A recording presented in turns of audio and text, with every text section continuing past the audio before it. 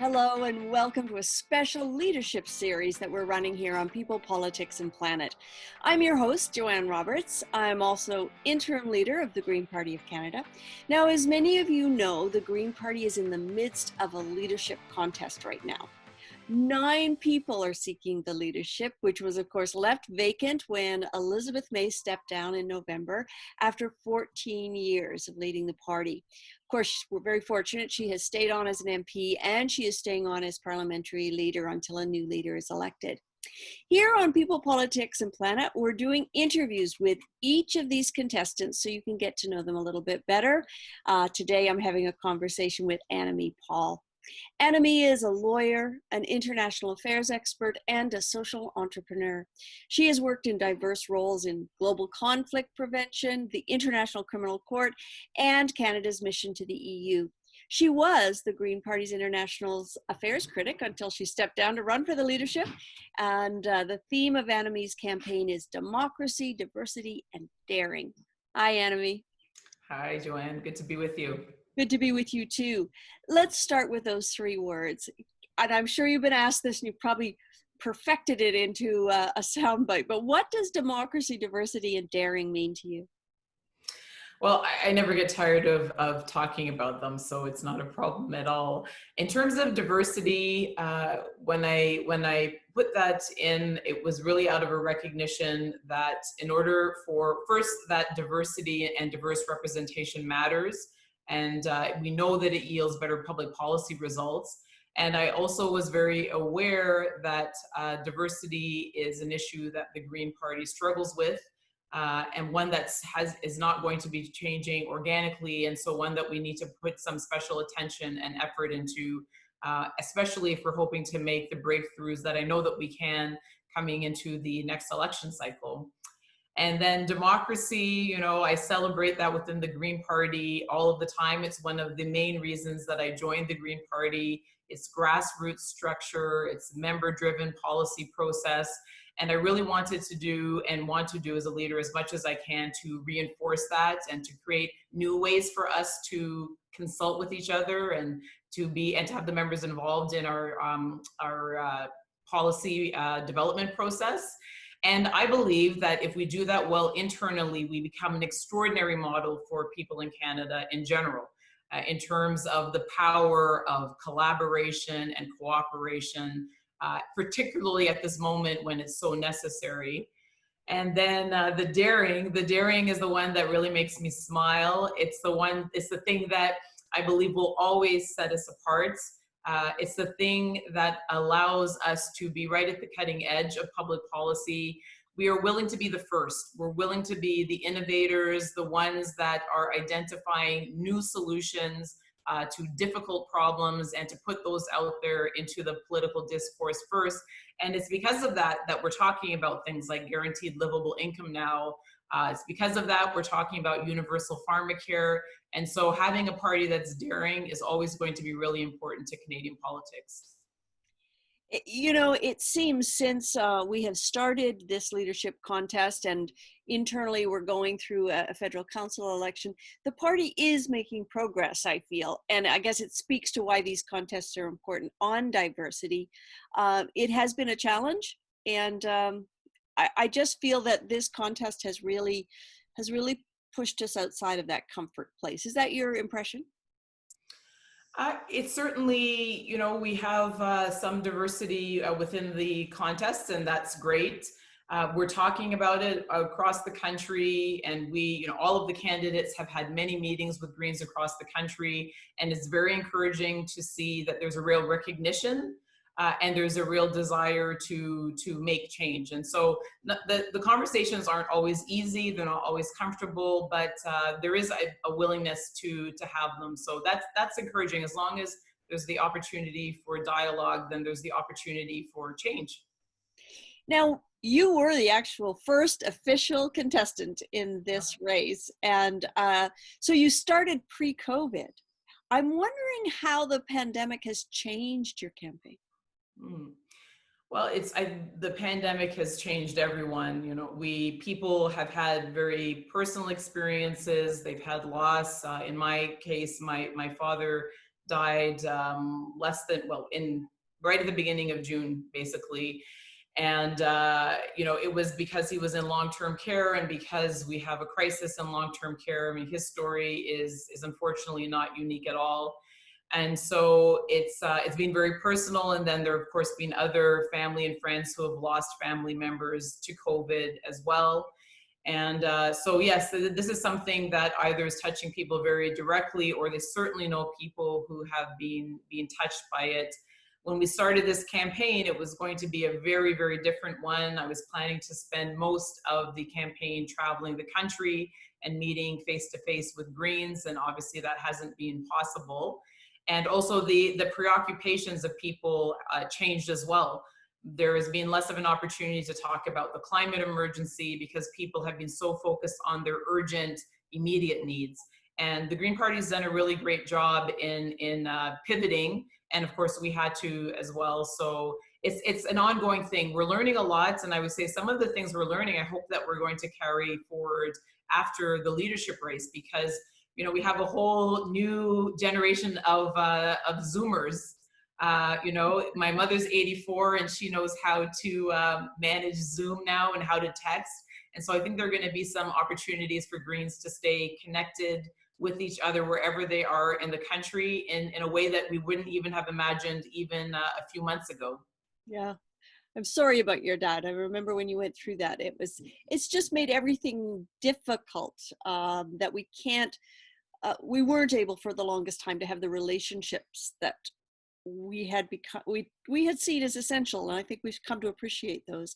But we have started to care for each other. My 87-year-old mother is also good on Zoom these days. Yes. I never thought I would know. No, never thought we'd see the day. But my mother knows how to use emojis now.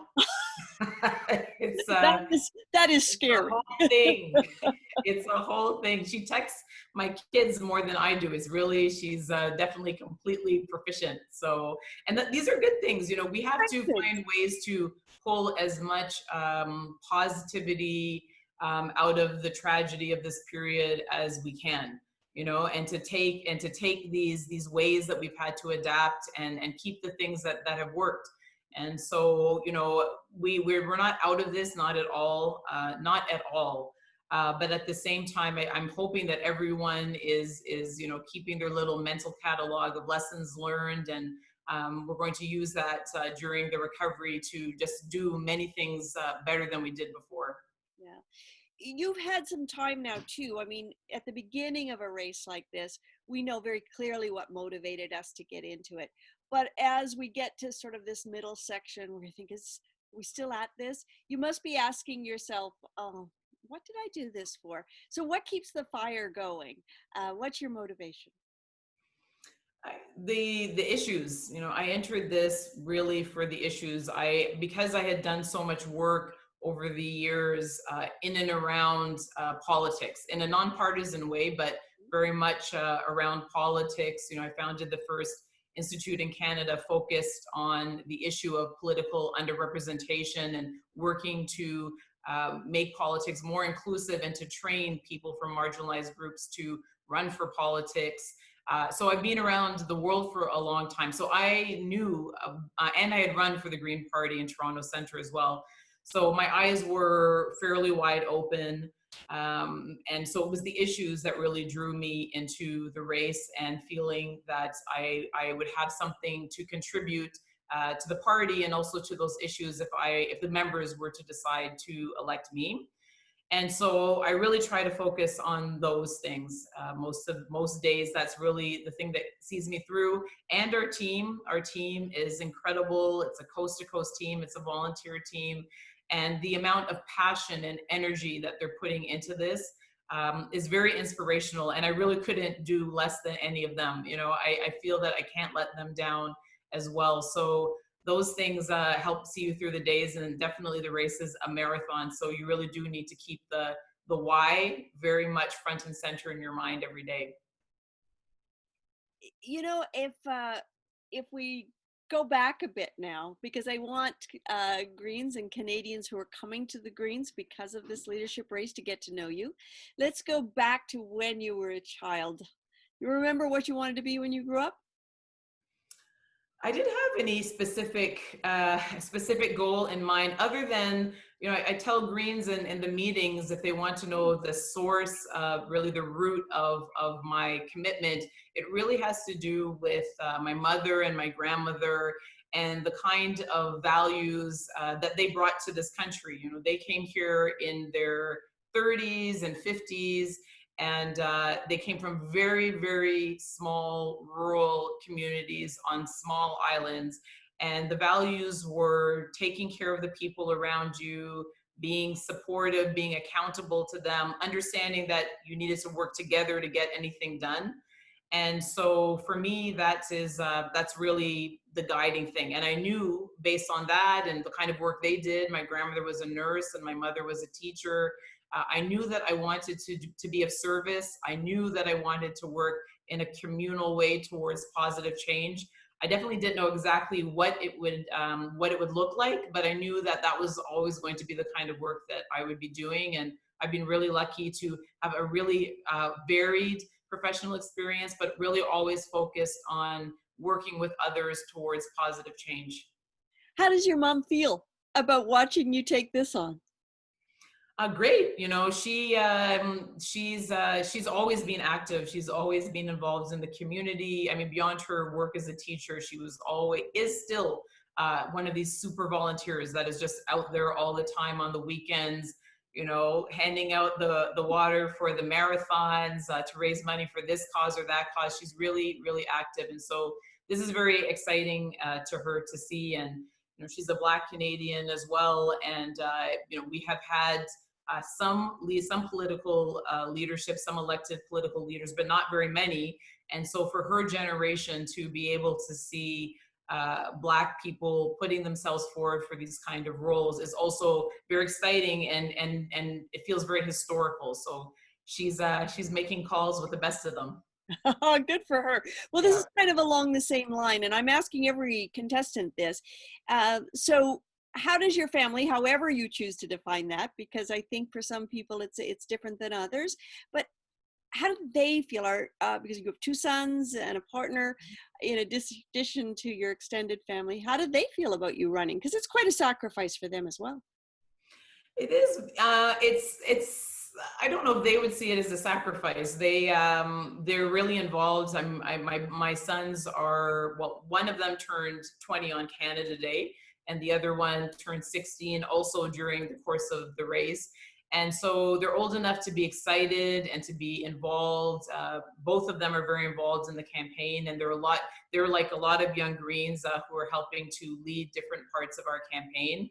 My partner is very supportive. It's extremely rare for him to actually be here because he's an international human rights lawyer and his work is exclusively outside of Canada. And so this is the longest actually he's been in one place for, I think, in the last 20 years. And so they're very supportive. I don't think anyone can really do this without support of family and friends. It's the days are really long. It's not always easy. And so really having a strong support network is key. And they've really been there every step of the way. Yeah, he found himself at home more often. He said, "Have I got a job for you?" Yeah, no, he's full of ideas. Oh, good. He has a lot to contribute. Oh, that's great. That's great. So let's talk about the party and your goals for the party. How do you propose on a practical level to increase the number of seats that the party has in the House of Commons?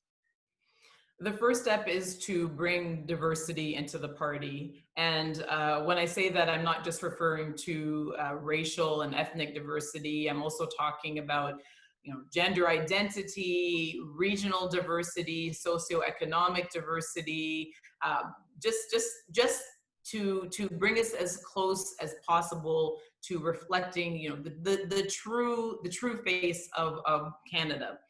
And so I don't believe, as you said, we've been doing this for a while. We've been talking to people around the country for a while. And so I say some things really consistently, and I do not believe that there is any credible path to victory or to a breakthrough for the party unless we do that.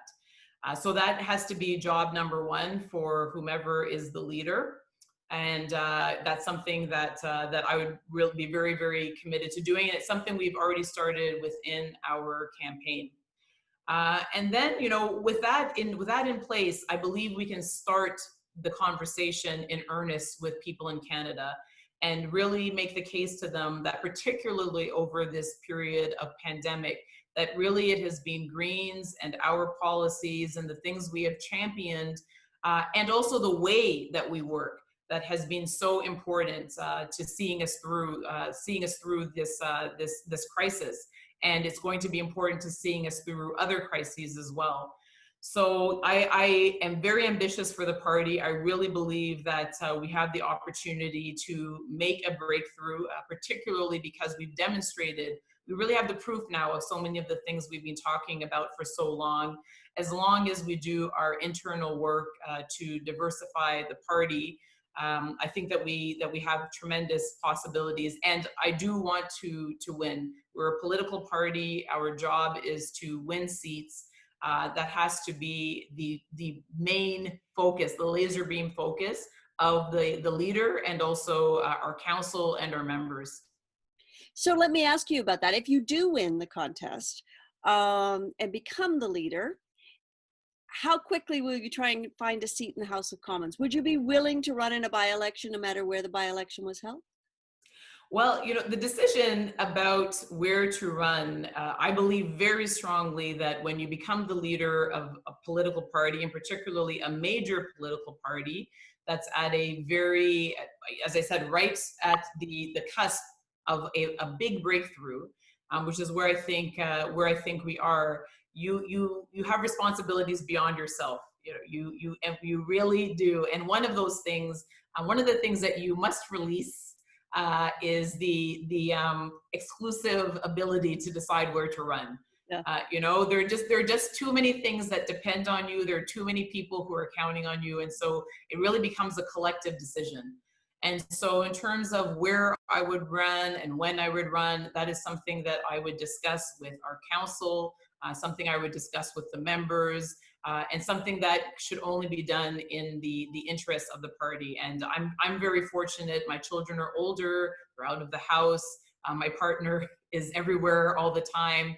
And so I have the ability to move in order to run if that's what we decide collectively is the best decision. What if you don't win the leadership? What do you see your role with the party going forward? I will win the leadership. Okay. There you go. You know, you asked about the things that get you through the day, and you know, obviously, this is I'm saying that in jest, in the sense that it's the members that will decide. But I entered the race with the intention of running to win, and one of the things that keeps you going throughout the days is the belief that you and the team of people who you're working with have that you can. And so I'm not looking beyond that right now. We are running to win, and we still have about 2.5 months left. I guess it's not even 3 months anymore. I can't believe it. 75 days, I think. I can't believe it. And so, yes, that is really our sole focus, and we will talk about what happens next on October the 4th.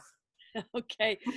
The other thing that has occurred in this campaign that you couldn't have predicted, and no one could have. So we're in a pandemic, and then we see Black Lives Matter, and it struck a nerve that I personally hope is pivotal in our society going forward. What has that meant on your campaign? Because from what I've seen, and I've just been an observer, you've been able to take some of the policy you're putting in place and put it in that context.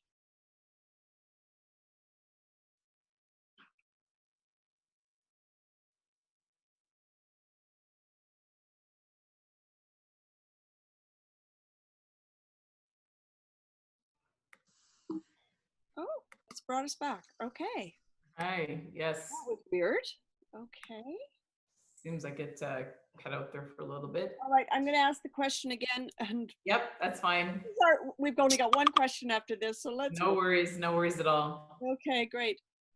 Let me just hold on. Okay. The other thing you couldn't have predicted going into this campaign, of course, the pandemic happened, but the other thing that I think has had an impact right across the board is Black Lives Matter.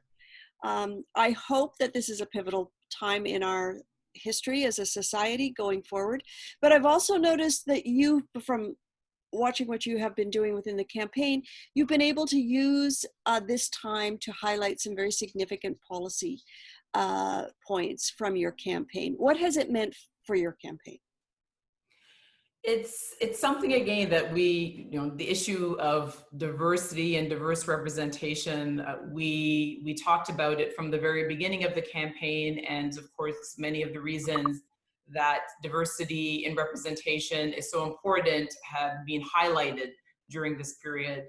So when you think about things like systemic racism within our institutions, particularly in these moments within our criminal justice system, you immediately ask yourself, well, what might have been had there been more diverse representation at the table when the policies were being developed around policing or around incarceration or around even what type of activity we choose to criminalize.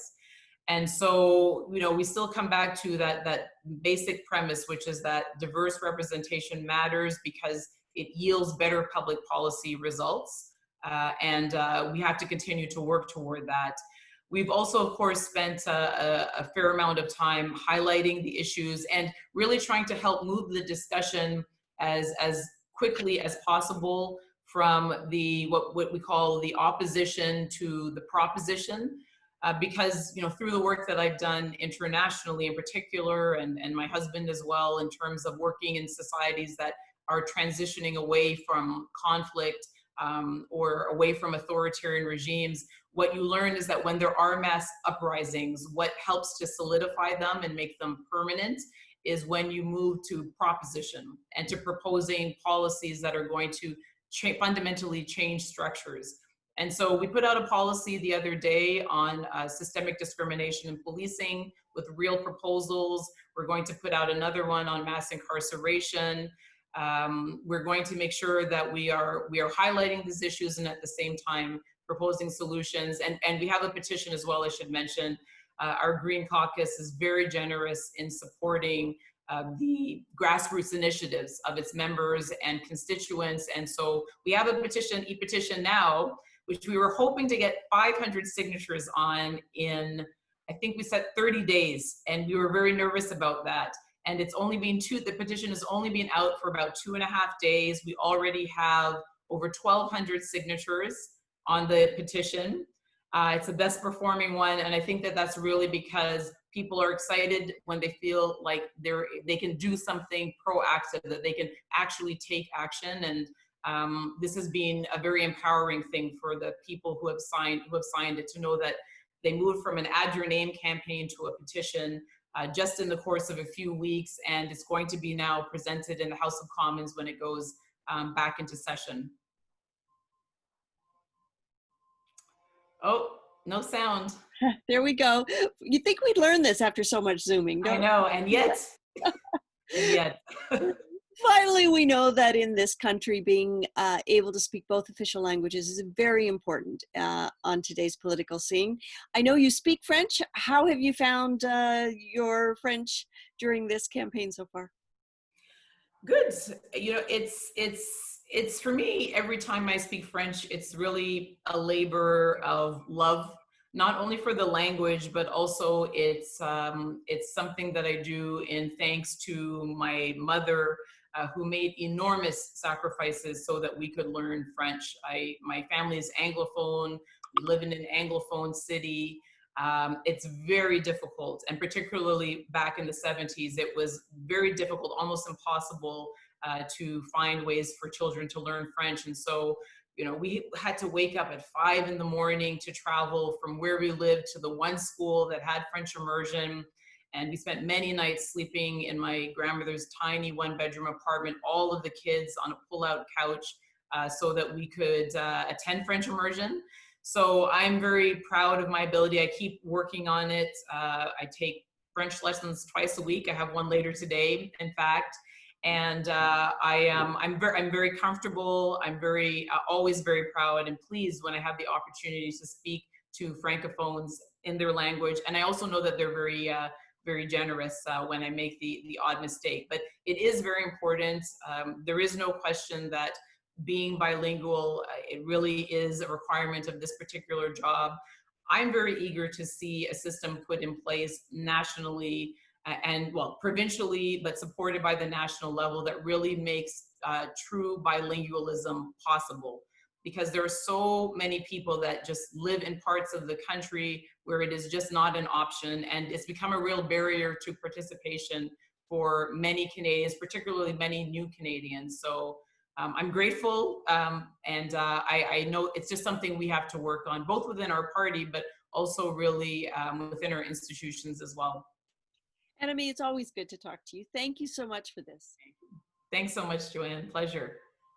Annamie Paul is one of 9 contestants running to be leader of the Green Party of Canada.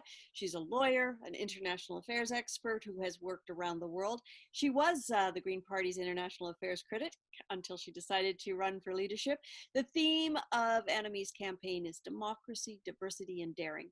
We will be interviewing all 9 contestants in this leadership race in both English and in French. Daniel Green, our deputy leader, will be doing the French interviews. I'm Joanne Roberts. Thanks for listening to People, Politics, and Planet. It is produced by the Green Party of Canada with technical assistance from JP Davidson at Pop-Up Podcasting.